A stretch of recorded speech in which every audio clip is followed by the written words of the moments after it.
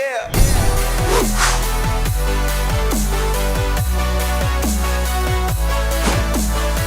Welcome back to the Gridiron Expert, breaking down another AP Top 25 poll, one that is filled with plenty of shakeups, despite what many were calling an uneventful or lackluster Week 8 of college football.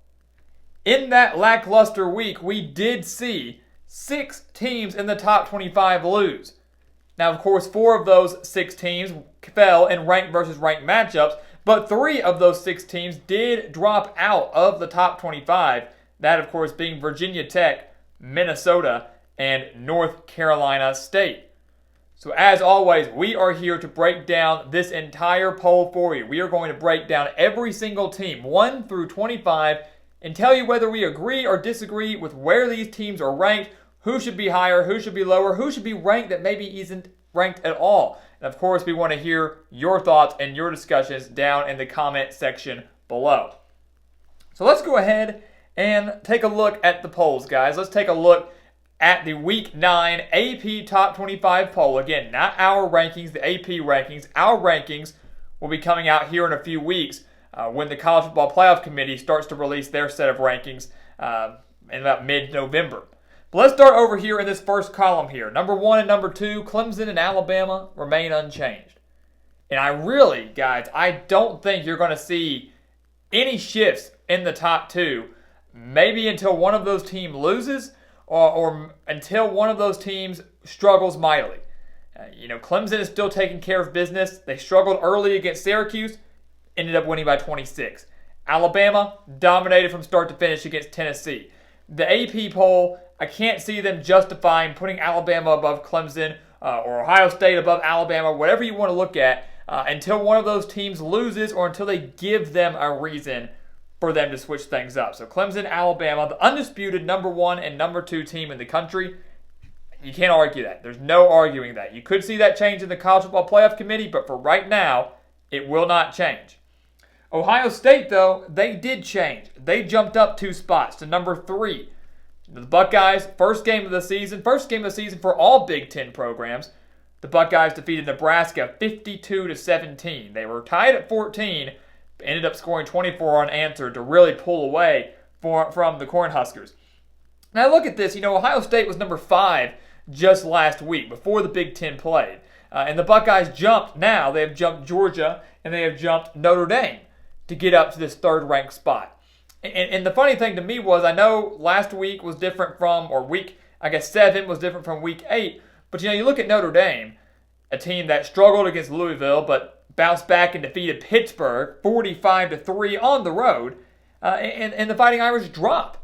The Fighting Irish and Ohio State both had dominating victories over 2 teams in Nebraska and Pittsburgh that I think are probably about the same skill level right now. And yet the Buckeyes got preference over Notre Dame and jumped them for that 3rd spot. And I don't know if I fully agree with that. What I'm trying to tell myself is that if this was a normal season, and Ohio State and Notre Dame and everybody else had started playing football at the end of August, beginning of September, what would these rankings look like? And more than likely, Ohio State would be above Notre Dame. More than likely, the Buckeyes would be above Notre Dame, maybe at 3-4, maybe at 3-5, wherever it is. I think the Associated Press, they ranked these Big Ten teams and they sat there for a few weeks. They were just waiting for them to play football, and then they were going to let them make their major moves. Ohio State being one of those teams, Wisconsin being one of those teams, jumping up 5 spots from 14th to number 9. Another move that I disagree with because the Badgers only beat Illinois. Yeah, they beat them 45-7, an experienced Fighting Illini team. But 5 spots? Do you really justify the Badgers moving up 5 spots? I don't. And I get they got some help. I get some teams ahead of them lost. I understand that.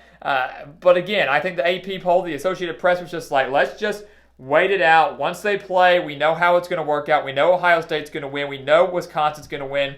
Once that happens, we'll bump them up a lot to where we thought they should have been ranked at the beginning of the season, or where we think they would have been ranked had the season gone on normally.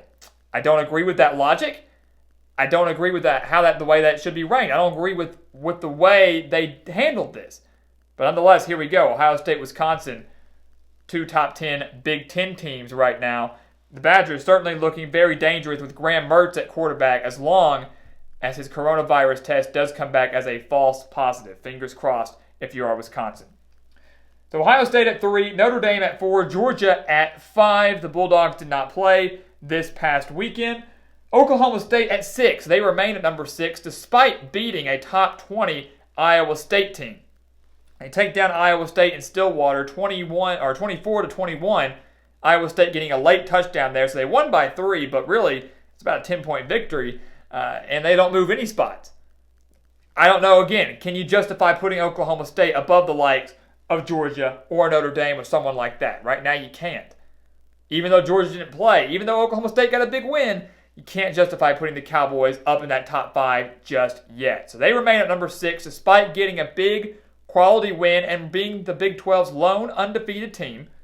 They're at 6. Cincinnati jumped up 2 spots from 9th to 7th following their 42-13 win at SMU. We do agree with that.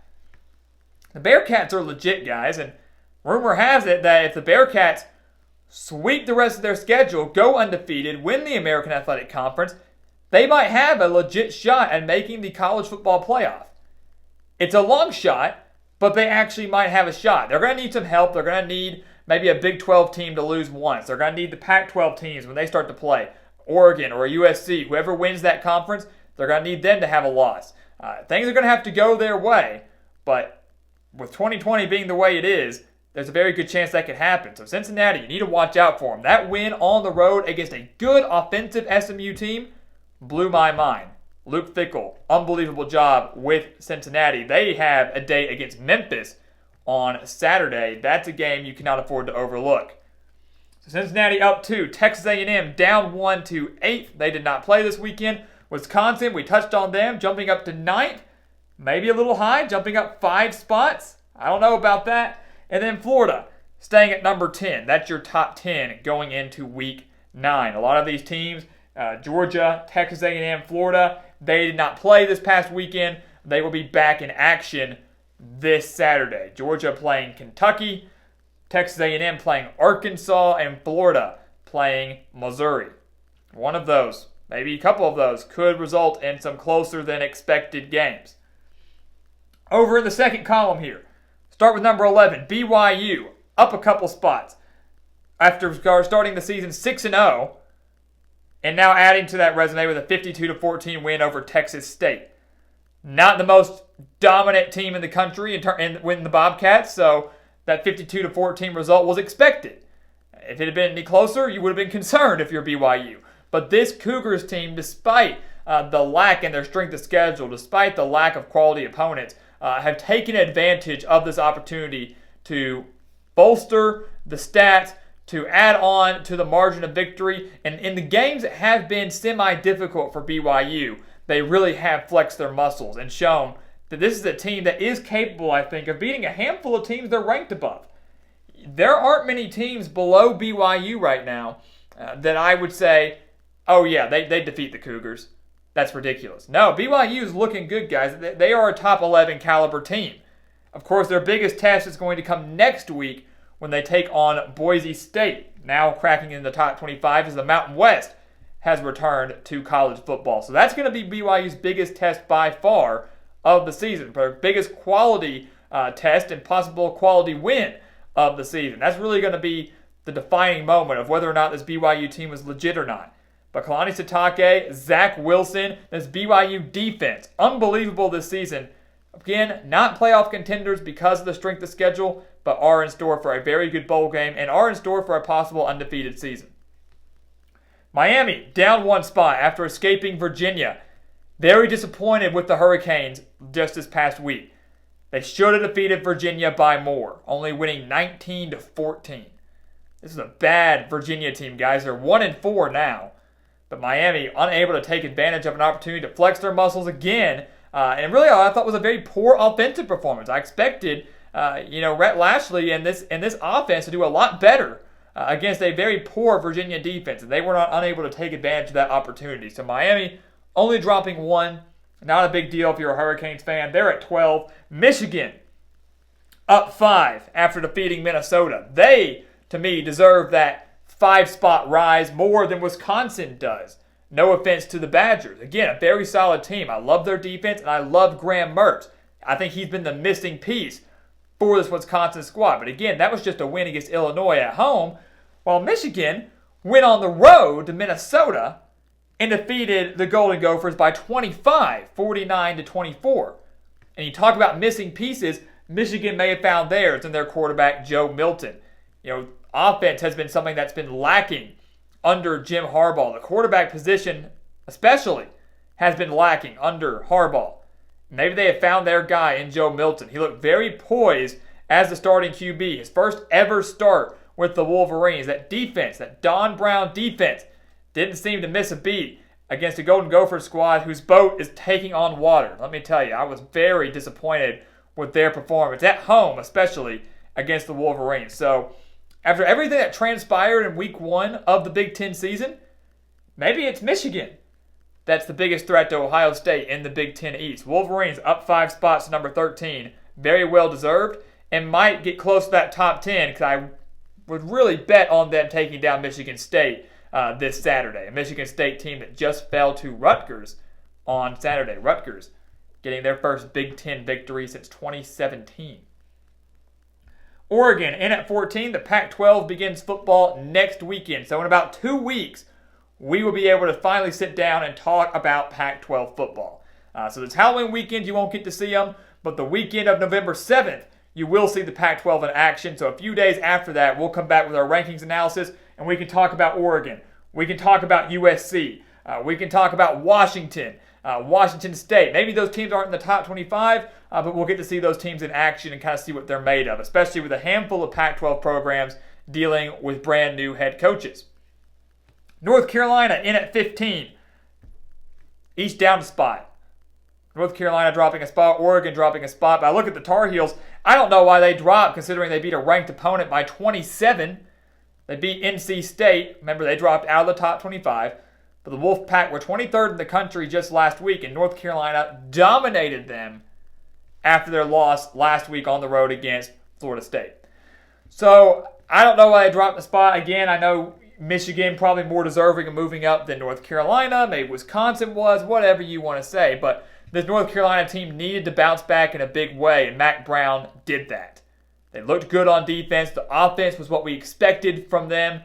So North Carolina, I think, slowly but surely bouncing back, and they have a very capable game this Saturday against Virginia. Very good chance to bounce back some more, kind of bolster those stats, bolster that resume, bolster that confidence, because their final few games of the season are going to be very, very difficult and very important if they want to try to get to the ACC title game. So North Carolina up at 15. Kansas State up 4 spots to number 16. The Wildcats and Chris Kleiman. Man, they are legit. And I know they just beat Kansas. That's nothing to, hang your hat on and be excited about. You beat Kansas. Anybody can beat Kansas, no disrespect. But they're doing these wins. They beat TCU. They beat Kansas. They're doing that on the strength of their defense, but they're also doing it with a freshman quarterback in Will Howard and a freshman phenom in Deuce Vaughn, the leading rusher and the leading wide receiver for Kansas State so far this season. He's extremely elusive, extremely tough to stop. So you've got a young Kansas State offense here that's leading the charge, and they're the 16th ranked team in the country. They moved up 4 spots, and it's I think it's very well deserved. They are sitting atop the Big 12 standings. They're undefeated in conference play. They're above Oklahoma State only because they've played one more conference game than the Cowboys, but they are looking very, very good. Now, they cannot afford to overlook West Virginia this Saturday. West Virginia in Morgantown. Certainly a trap game for the Wildcats. After that, they take on Oklahoma State. A possible Big 12 championship preview and a game that has major Big 12 title implications because a loss for one of those teams could be drastic and could be very costly to their title hopes. As Iowa State's still a contender, and even Texas and Oklahoma are slight contenders. Not heavy, but if things go their way, they could find a way to wiggle their way back into title contention and title talks. Kansas State at 16. Indiana, Penn State, 17-18. We know what happened in Bloomington on Saturday. We know Indiana beat Penn State 36-35 in overtime. A very, very exciting game. A fun game, but one that was very controversial. Was Michael Penix in or not? Many will say he was. Many will say he wasn't. For me personally, I don't think he was. I think that ball hit out of bounds first before it crossed the goal line, before it touched the pylon. That's just me. Can't do anything about it now. And I have no affiliation with Penn State or Indiana. I don't care. I don't have a dog in the fight. I'm just in it for the good game. But when I look at it closer, I really don't think Indiana should have won that game. But nonetheless, here we are. But I look at this. The Hoosiers are in at number 17. They just got their first win against a top 10 opponent since 1987. So congratulations to the Hoosiers. But you jump from unranked to 17th? You jump from unranked to 17th. Again, we knew Indiana had a solid football team coming into 2020. Many said it was maybe the best Indiana team in football history, best football team in Indiana history. But to go from unranked to 17th by barely beating a top 10 opponent, again, nothing to take away from that, but barely beating a top 10 opponent in controversial fashion, you jump from unranked to 17th? I don't agree with that. I think that's way too high for Indiana. Way too high for Indiana. I get why they put them above Penn State. They beat them, and they're all about, head to head. Let's give. I get that. But I think the AP was very harsh on Penn State, dropping them 10 spots. 10 spots, guys. Because, again, if Penn State doesn't score on that touchdown late in the game, if Devin Ford just gets the first down and falls down, we're not talking about this right now. If the controversial two-point conversion is ruled, I think, correctly, we're not talking about this right now. So many things that go into this where you say, if this happens, then we're not talking about it. And I get that's why you play the game. I get how the game unfolded. And here we are, 17-18 for Indiana and Penn State. But I think the Hoosiers are ranked a little too high right now. They might get their second win this weekend against Rutgers. Certainly not a given like it's been in years past. So they might get that win. People say Indiana certainly deserves to be ranked 2-0. Let's bump up to 15th in the country. But I think when you see the Hoosiers face off against some more elite opponents down the stretch, you might see their true colors show. Again, they're not a bad team. They're not a bad team. But I don't think they're the 17th best team in the country, the 17th ranked team in the country as of right now. Not really a fan of the 17-18 spot for each of these programs here. Penn State deserves to drop. They deserve to drop out of the top 10. But to drop 10 spots, fall below Indiana, who jumped from unranked to 17th, I don't know about that. Marshall in at 19, up 3 spots. The Thundering Herd, 5-0, had a very good chance of going undefeated in the Conference USA. And depending on what happens, especially with Cincinnati here, the Thundering Herd are certainly in contention for a New Year's Six bowl spot. Chances are slim. Chances are slim. But if Marshall goes undefeated and Cincinnati slips up somewhere, the Thundering Herd will contend for that New Year's Six bowl spot. And I'm a huge fan of this Marshall team. I'm a huge fan of this Coastal Carolina team. Up 5 spots, 5-0, number 20 now. You say, Coastal Carolina, they're overrated. They're not. They just took down a Georgia Southern team, a team we all know is very difficult to stop with that triple option. They just took down a Georgia Southern team without their star quarterback in Grayson McCall. The Chanticleers went in there without the star quarterback in Grayson McCall, beat the Eagles by 14 points. I know some teams ahead of them lost. That contributes to their rise in the rankings. But I think the performance against Georgia Southern does as well. The Chanticleers, legit, guys. They are real. They are real. Maybe they can contend for a New Year's Six bowl spot if things go their way. They're, of course, going to have to get past Appalachian State, though, here in a few weeks.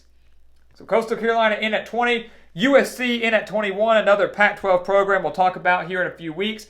SMU down 6 spots following their loss to Cincinnati. We kind of talked about that earlier. Lost to them 42-13 at home. Offense was abysmal. Defense was abysmal. Play calling was abysmal. Clock management was abysmal. From start to finish, SMU looked horrible.